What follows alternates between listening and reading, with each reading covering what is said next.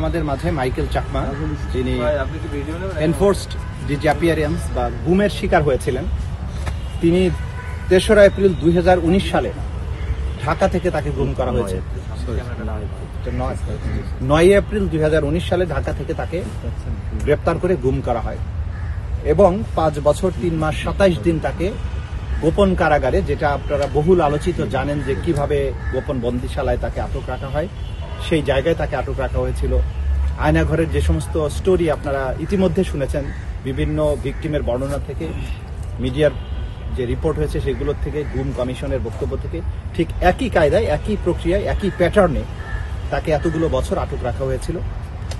বিপ্লবের পরে দেশ স্বাধীন হবার, দ্বিতীয়বার স্বাধীন হবার পরে, অর্থাৎ ৭ই আগস্ট ২০২৪ সালে তাকে ঢাকা থেকে লম্বা একটা জার্নি করে, মানে ধারণা করা হয় যে ঢাকা থেকেই তাকে নিয়ে যাওয়া হয়। দীর্ঘ জার্নির পরে চট্টগ্রাম খাগড়াছড়ি মহাসড়কের কোনো একটা অংশে ১২ কিলোমিটার দূরে সেখানে এক জঙ্গলের মধ্যে তাকে ছেড়ে চলে আসা হয় এবং তাকে যে গুম করা হয় সেই গুমের প্যাটার্ন, কিভাবে তাকে রাখা হয়েছিল, সেই সব ব্যাপারে তিনি আমাদের কাছে আজকে মৌখিকভাবে জানিয়েছেন।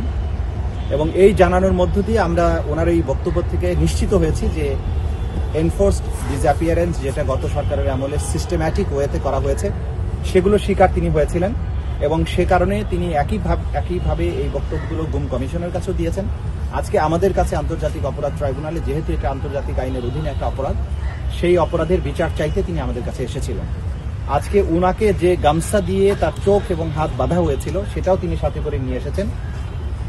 যখন তাকে ছেড়ে দেওয়া হয়, এইভাবে চোখ বেঁধে, হাত বেঁধে তাকে জঙ্গলের মধ্যে ফেলে দেওয়া হয় এবং সেই অবস্থায় পরবর্তী সময় উনি যখন উদ্ধার পান, তারপরে ওই গামছাগুলোকে তারপরে উনি গিয়ে আবার জঙ্গল থেকে সেগুলো আবার নিয়েও আসেন। তো এই সব কিছু মিলে তার অভিযোগটাকে আমরা আমলে গ্রহণ করছি। আমরা এগুলোকে তদন্ত করব এবং করে অন্যদের ব্যাপারে যেভাবে আমরা তদন্ত করি এবং বিচারের জন্য উপযুক্ত করে আদালতের সামনে উপস্থাপন করা হবে, সেই কাজটা আমরা ওনার ক্ষেত্রে করব।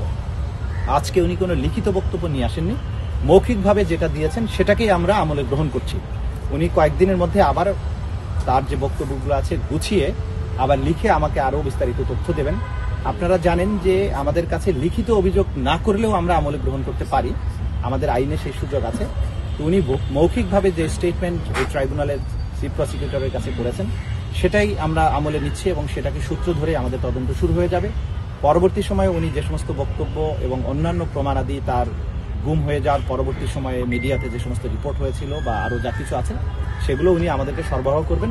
তবে আমরা আজকের থেকেই তার অভিযোগটা আমলে গ্রহণ করে ফেললাম, আর বাকি যে বিষয়টা ওনার উপরে কি হয়েছিল যতদূর সম্ভব উনি আপনাদেরকে জানানোর চেষ্টা করবেন। এটা কি ওই অন্য গুমের সাথে ট্যাগ হয়ে চলবে না এটা আলাদাভাবে মামলা হিসেবে ট্যাগ হবে, অন্তর্ভুক্ত হবে?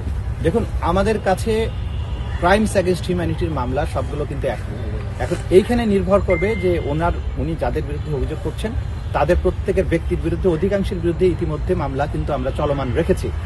এর সাথে যদি অতিরিক্ত কোনো ব্যক্তির সন্ধান পাওয়া যায় সেটাও আমরা তদন্ত করে দেখব। কিন্তু গুমের ব্যাপারে ওভারঅল বাংলাদেশে যতগুলো গুম হয়েছে সবগুলোর ব্যাপারে আমরা মূলত একটা সূত্র ধরেই চালু করব। পরবর্তীতে নেসেসিটির আলোকে ব্যক্তি বিশেষে ভাগ ভাগ করে যদি প্রয়োজন হয় তাহলে ভাগ ভাগ করে তদন্ত হবে, যদি একসাথে তদন্ত করার দরকার হয় একসাথে হবে, সেটা পরিস্থিতির উপরে নির্ভর করবে। আর কাবেল বাংলাদেশের একমাত্র ইউএল এবং ভিডি সার্টিফাইড কেবল, যা A গ্রেড LME রেজিস্ট্রেশন